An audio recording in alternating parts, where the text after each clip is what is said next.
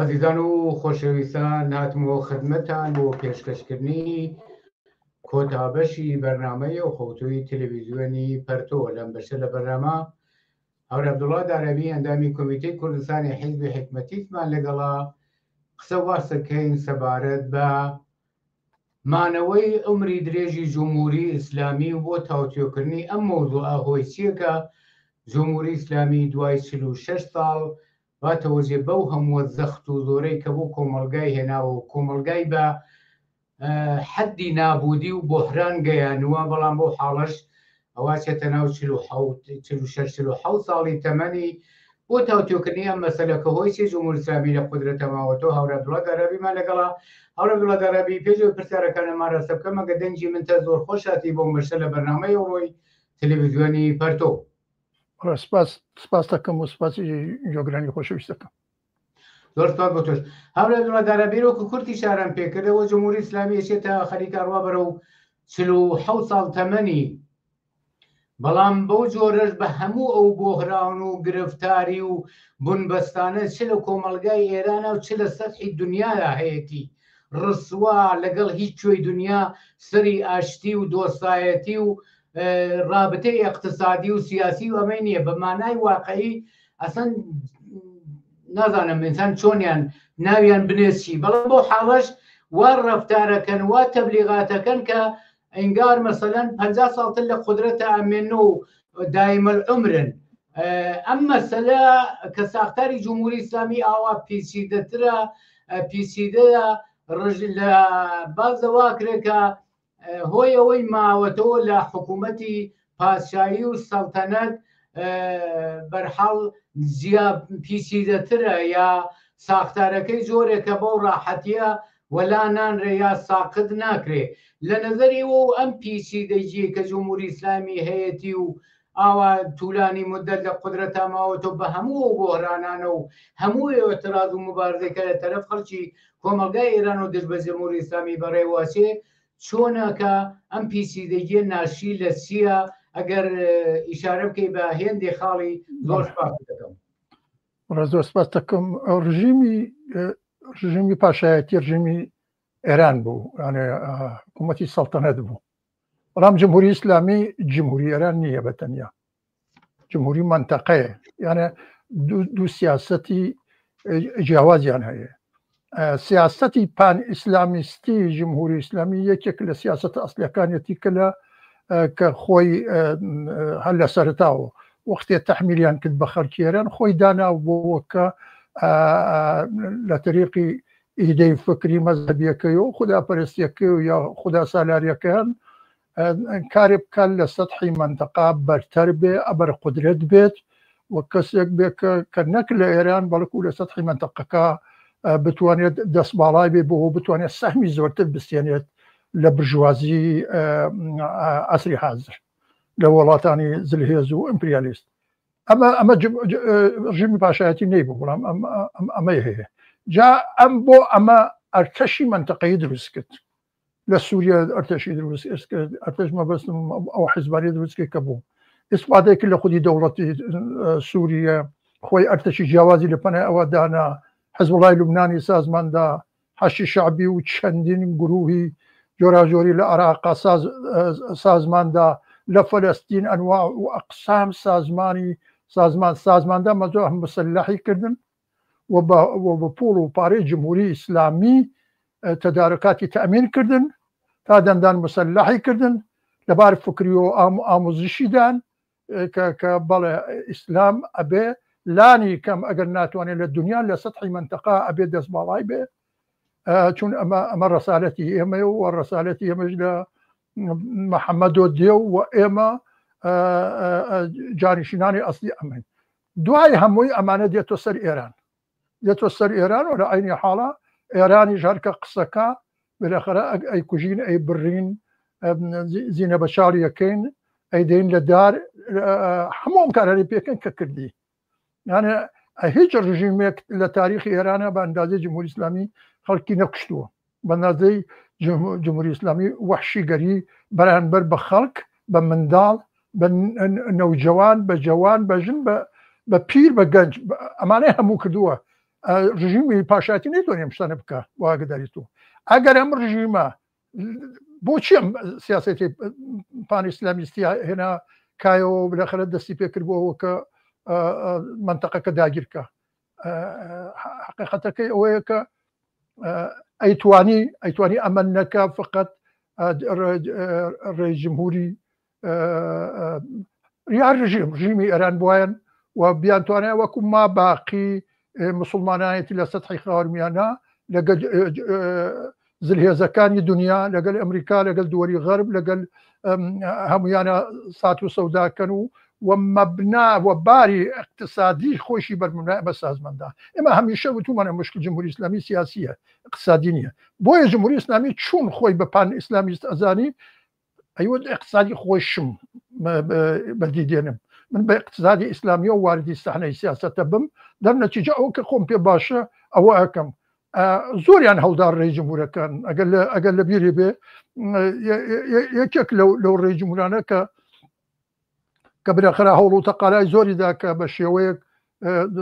لە سەتحی خودی ئێرانە وەصل بێ بە مناسباتی اقتصادی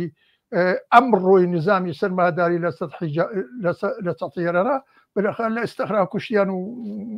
ئێستەخر کوشیان کرد بەهەرحاڵ مەبەستم هۆیە کە منزورم ڕەفسەنجانیە ئەو عەقیدەی وابوو ئێمە نابێ پان ئیسلامیست بین نابێت لە سەتحی منتەقا چەندین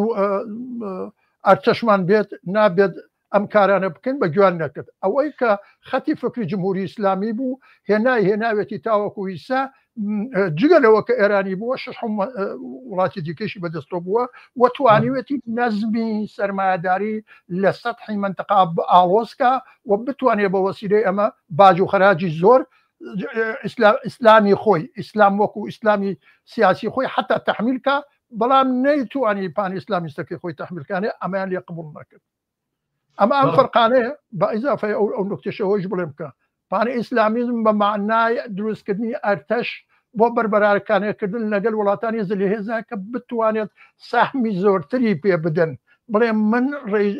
ڕژیمی تەنیا ئێران نیم وڵاتێکی گەورەوەکو ئێران ڕژیمی شش وڵاتم وەتی ڕژیمی شش وڵاتم چون ئیدەکەم وایە مەذهەبەکەم وایە هەرم هێزە نیابەتیانەی بە ئیسڵام و حیزب الله دقیقاً هەمووی ئەمانە کە ئیسە تۆی بنێ ئەمەش ئەسڵ بووە تاوەکو ئیستا مانعی ئەسڵی بۆ نظامی سەرمایهداری لە غەرب و لە ئەمریکا و لە شەرق و لە هەموو شتێکە ئەمە بووە بۆم بێ ئۆتۆم دروستکردن نەبووە حەجی تر نەبووە سیاسەتەکەی بەرمەبنای ئەمەدا ڕشت تا هاتوۆتە ئێران بەڵێ سپاس بۆ تەوزیحەکانە دیارە جمهوری ئیسلامی هەر لە ڕۆژی بە قودرەت گەیشتنیەوە تا بە ئێسار وەکو تۆش ئیشارە پێکرد دووچاری بۆهرانی سیاسیە و تا بۆهرانی سیاسیش حەل نەکا قەتعەن یەک هەنگاو ناتوانێت جاتی هەلی بۆهرانی اقتصادیە هەنگاو هەڵبگرێت و ئەم سیاسەتە غەڵەتەش ئەم سیاسەتە کە تاقیبی کردووە دوای 46 ساڵ باستابەکەی نەگەوەی بۆ تەثبیت نەبووە هیچ بە 1001 تەریقی تر ناشی لە نەبوونی اقتصادی وەرشکستە بە بنبەستگەیشت و بۆحرانزەدە فەقر نەداری هەموو شتێکی ئەو کۆمەلگای حتا ئاو و مەنابەی ژێرزەمینی بە نابودی کێشاوە لەم رابطەیە ئەم سیاسەتەی ئیدۆلۆژیی خۆی منتەبق نەبووە لەگەڵ ڕەفا و سەعادەتی خەڵک بۆیە ڕۆژ بە ڕۆژ وەزەتی ئەو خەڵکە بەرەو هەڵدێر و خراپی ڕۆیشتووە و ئەمە هیچ دەساوەردێکی بۆ خەڵک نەبووە و تا ئێستا 46 ساڵ حاکمیەتی خۆی بەردەوام بووە لابردنی یا تەغییری ئەم سیاسەتە لە گرێوی چیە بە نەزەریەوە جمهوری ئیسلامی کە قەتەن تەغییر ناکا نەبە لە حەزی ئێقدامات بۆ ڕەفای خەڵک نەبە لە حەزی سیاسی و ئەو ئیدۆلۆژی و پانی ئیسلامیستەیە وارگرتوێتە بەر لەولاشۆ خەڵک ئەو هەموو ناڕازین ئەمە لەکەی ئاتوانێ لە چ نقطەیەک ئاتوانێ پایان بەم سیکلە باتڵە بدرێت ئەمە یەک شت بڵێم ئەویژەوەیە کە ئێمە وەختی ئەمڕۆ قسەیەکەین لەسەر جمهوری ئیسلامی لەسەر جمهوری ئیسلامی ئەمڕۆ قسەیەکەین لەسەر 46 ساڵ ڕابردووەکەی قسە ناکەین بۆیە ئەڵێم کە لە پانی ئیسلامیستەکەی دەستم پێکەیان لە ئیبتدای جمهوری ئیسلامیەوە ئیسا 1001 شت گۆڕیاوە معادلاتی سیاسی لە سەتحی منتەقا ئارایش جەمعیەت گەورەبوونی تەبەقەی کارگەر لە هەر وڵاتێکە حتا بە ئامار خۆشیان ئەقرانیان پێکردووە هەموو معادڵاتی گۆڕیاوە بەڵام جمهوری ئیسلامی سیاسەکەی نەگۆڕی و هەروەکو خۆی ماوەتەوە دەرنەتیجە ئەوە کە مەسئلەی ئەسلی بۆ نظامی سەرمایه‌داری ئەوە بووە کە بابەت دەست هەڵگرن لە منتەقە بۆ مزاحمی وڵاتانی دیکەیەبی بۆ مزاحمی حتا نظامە سەرمایه‌داریەکانی منتەقەکەیەبی تۆ چ کارێ لەم بێنێ بڕۆ جمهوری ئیسلامی بڕۆ مەرزەکان چۆڵکە و بڕۆ شوێنی خۆت ئەو ئانە تۆتوانی وەکو هەموو وڵاتانی ئیسلامی لەگەڵ نظامی سەرمایه‌داریە لەگەڵ برژوازی وڵاتەکەی خۆتە ڕابێت و بلەخرە اقتصادەکەیشی باشکرد دەرنەتیجە تکراری ئەمە کە بۆحرانی اقتصادی جمهوری ئیسلامی هەمیشە لە بۆحرانە بووە و فڵان جمهوری ئیسلامی نەچوە بەلای اقتصادە تاوەکویستە چون اقتصاد بۆ ئەوەیە کە خەڵک ژیانی خۆش بێ سعادەتی بێ خۆشبەخت بێ کارگەر حەق و حقوقی بێ کارگەر بە ڕسمیت بناسرێت لەباری اقتصادی و ژیانی تەمین بێت گارانتی بکرێت کە چی پێ ئەمانە نەکردووە چون ئەستن احتیاجی بە من نەبووە بۆیە لەبار ئەڵێن وەکو ڕژیمێکی نۆرمال نەچۆتە پێشەوە بەڵکو لەباری سیاسیەوە خەریک بۆ خۆی تیارکە خۆی ئامادەکە و هەرگیز بۆ جوابی کەس نەدات و بە میلی خۆی بڕوە و ئەوەش کە گەرەکی بە اقتصاد وەکو خۆی دروستکە اقتصادی ئیسلامی ساڵهای ساڵ هاوار و بەزمی لێ بەرزە بوو هیچی نەتەنیا بۆ دروست نەبوو لە کوردەکەی هەردوو جژنیش بوو بۆچی بۆ ئەو پوڵێکی گەرەک بوو کە ئەژمار نەکرێت بانک گەلێکی گەرەک بوو کە کەم بانگلار لەژێ دەست خۆیان بێت ئەرقام و ئامار و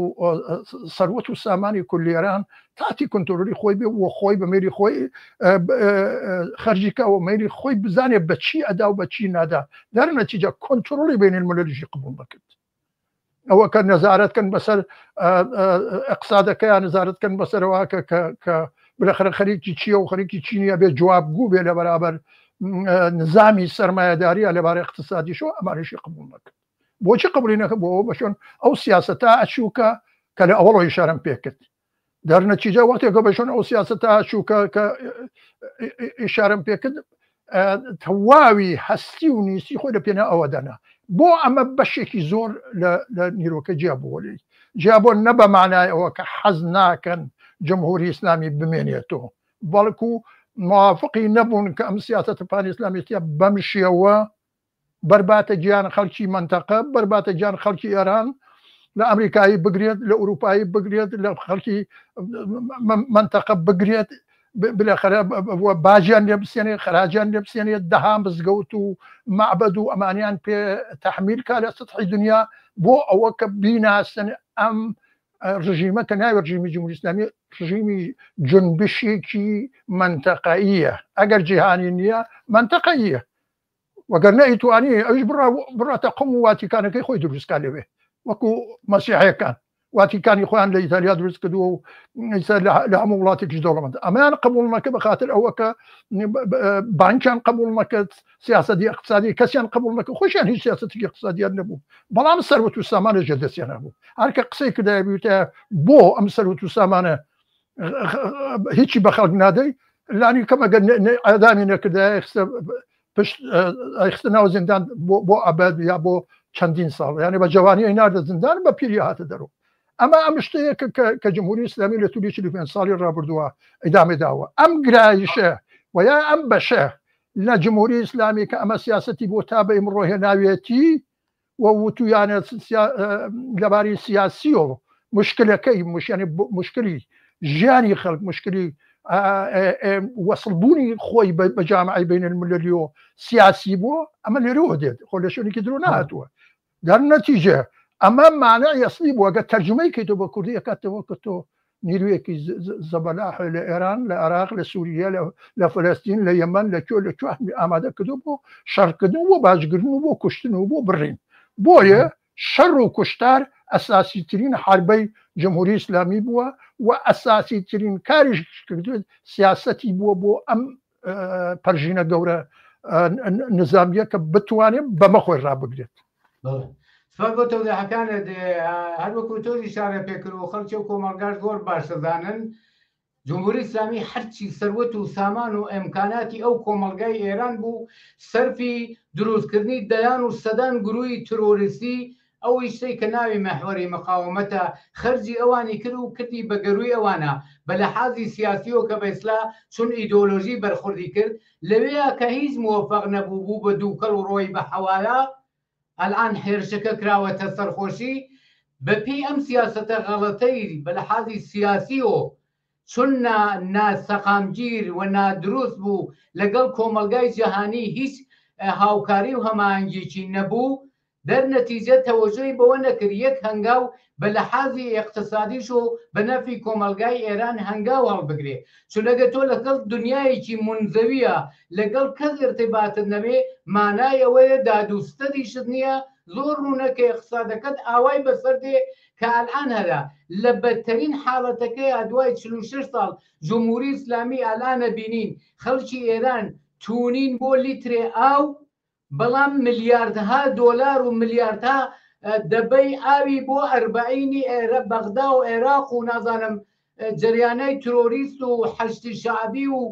ئەو نەهادانەی کە پێشتر بە لە حازی سیاسی و هەدەفی بۆ هەرچەند کوتم بوو بە دووکەڵ و ڕۆیشتەوە بە حەوایە بەڵام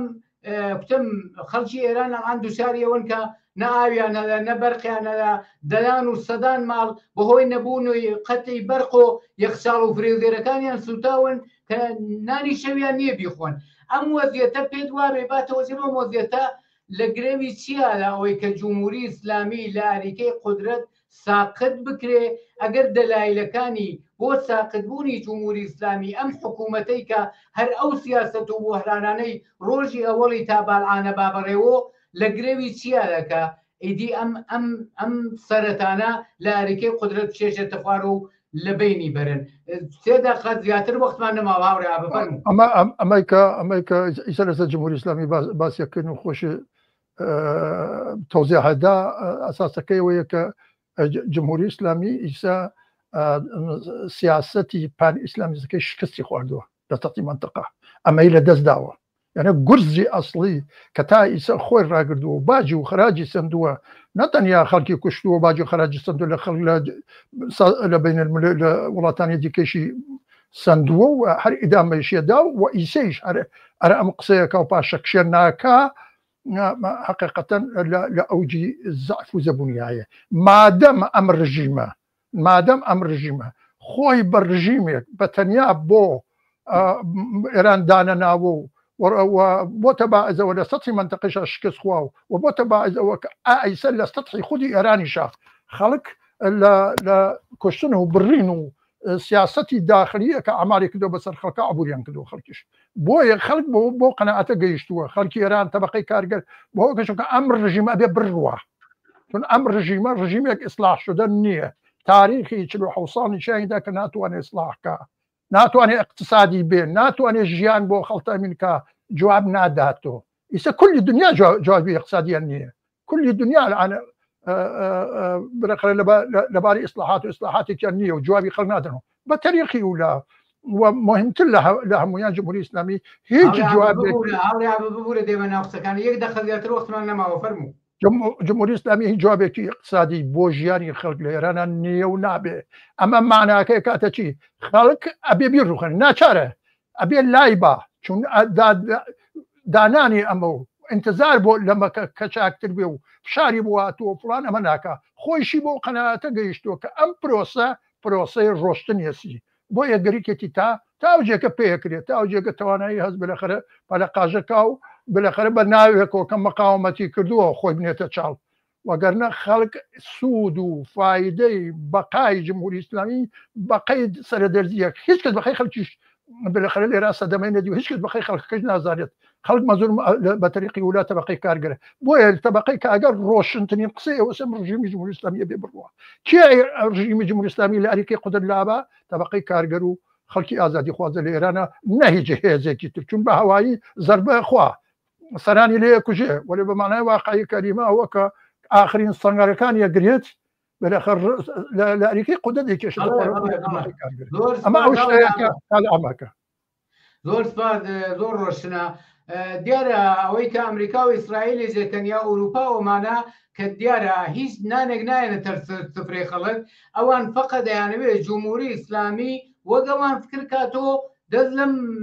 هەڕەشە و گرۆشانە هەڵبگرێ دەنا هیچ مخالفەتێکیان لەگەڵ نییە دەر وەکو تۆ باست کرد تەنیا سەرنگونی جمهوری ئیسلامی بەدەستی خەڵکی ئێرانە ئەگەر خۆیان کارێ نەکەن و جمهوری ئیسلامی لە ئاریکەی قودرەت نێنە خوارۆ